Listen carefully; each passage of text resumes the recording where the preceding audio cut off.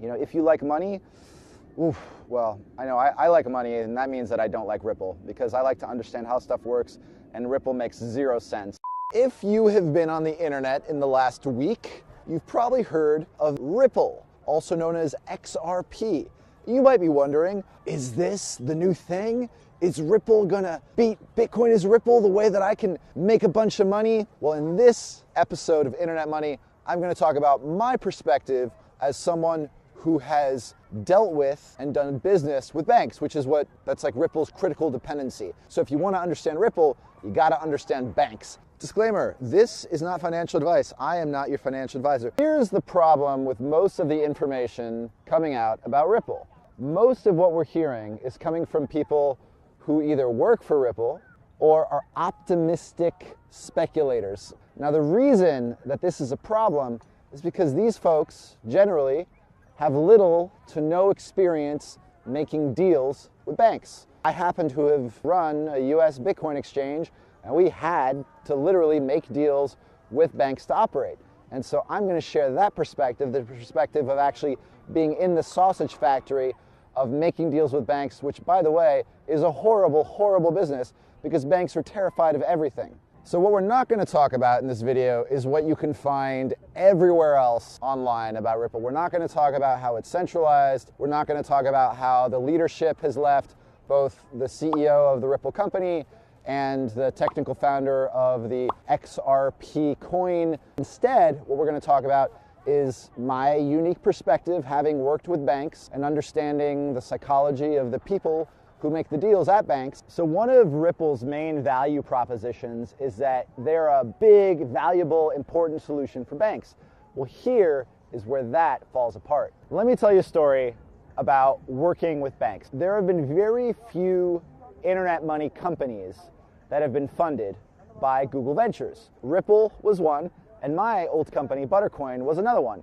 And the thing is, when you get funded by a Google Ventures, because it's such a big name in technology, some of the largest institutions in the world reach out to you because they want to know what you know. I had one of the world's largest banks reach out and say, hey, we want to learn everything that you know and try to run a test together to see if we can use this technology. Compliance officer said, no, we can't actually do a live money test because it might irritate regulators and we could lose our banking charter. Having actually worked with these banks, like what you realize is that there is a person at all of these banks who leads innovation.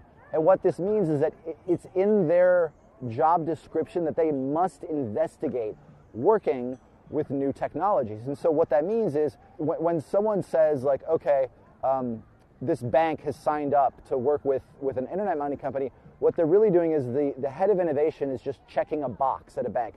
Doesn't mean that they'll ever use the technology. But the thing you got to understand about bankers is they're horrified of doing anything that might piss off regulators because that can either result in massive fines or the death of their bank, because regulators can pull their banking charter, the thing that lets them operate like a bank, and that is the last thing that they want. What this means is that it's very likely that banks will say they're doing experiments or signing up for internet money technology companies because the person who leads innovation needs to do it to stay employed, but it's very unlikely that any money will actually flow through an internet money system or really any new and speculative system because these banks just don't want to lose their banking charter. You also got to recognize that when a person at a bank who leads innovation does a test with something like Ripple, it's really good for them personally. It's in their incentive to try to get any blockchain company into the bank so that they can add to their resume, hey, I helped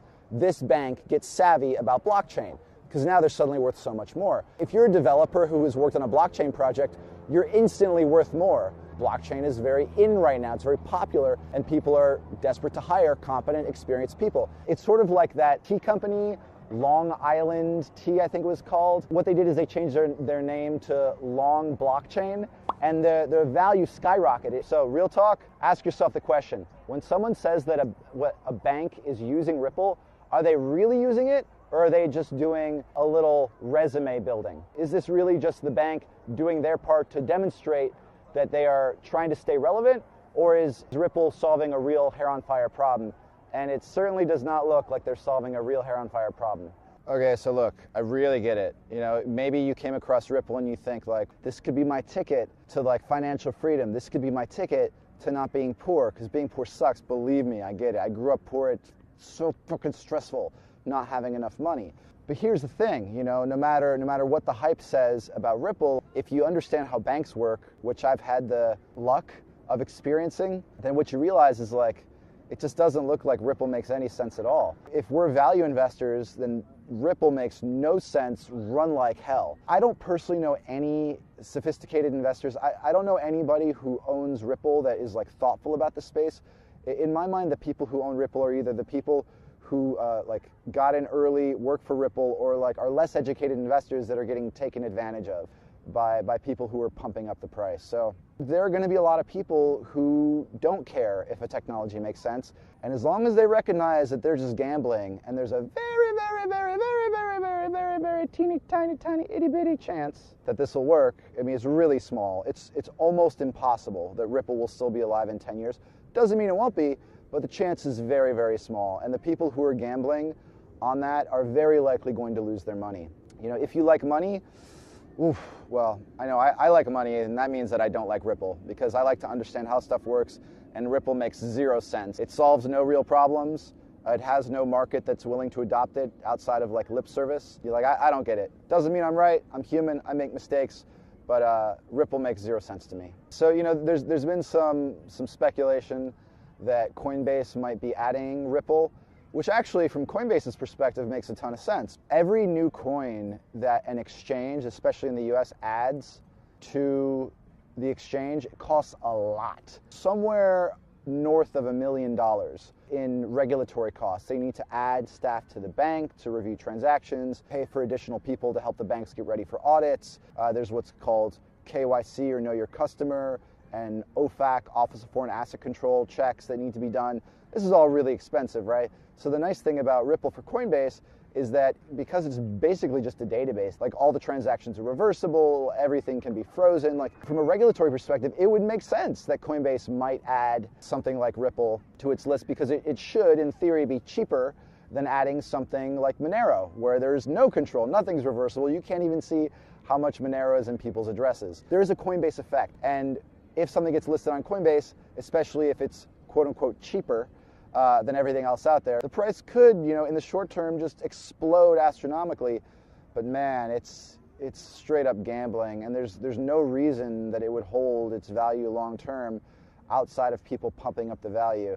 What I'm afraid of is that a lot of people are going to get wrecked, like riggedy wrecked. And you don't want to get Ripple riggedy wrecked. Usually what happens is there's this big bubble that forms and it pops, right? And this crash happens.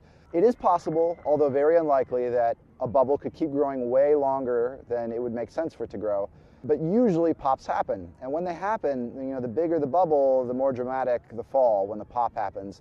I don't see any way that Ripple could work long term. And really sadly, it looks like it's just the perfect shitstorm that's brewing, where it's got all these characteristics that make it look appealing, right? Like it's quote unquote cheap.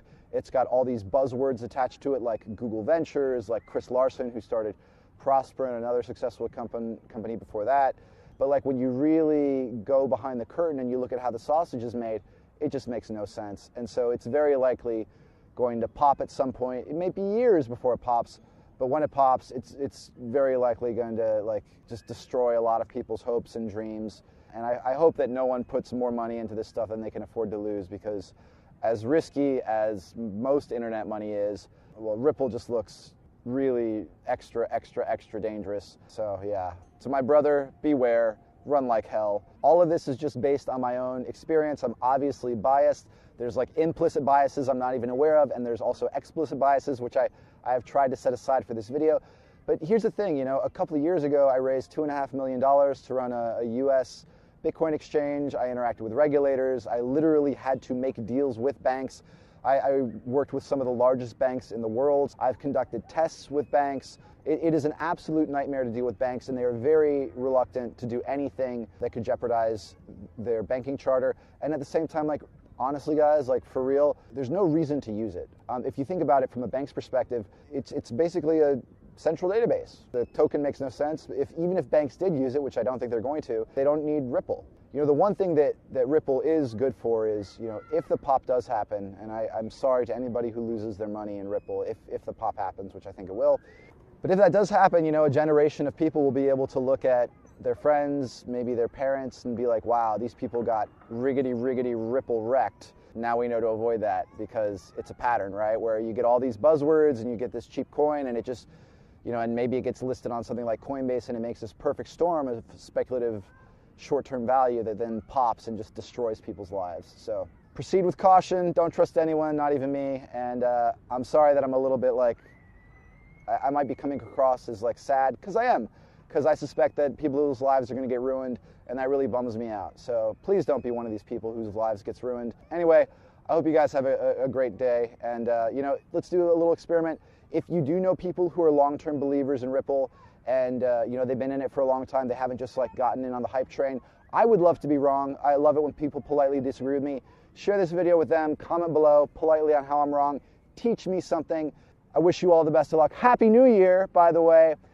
Smash that like button, subscribe, stay in trouble, don't get caught. See ya. If you enjoy this content, please subscribe to our YouTube channel and click the little bell beside the subscribe button to ensure you get notified of future important videos and live streams.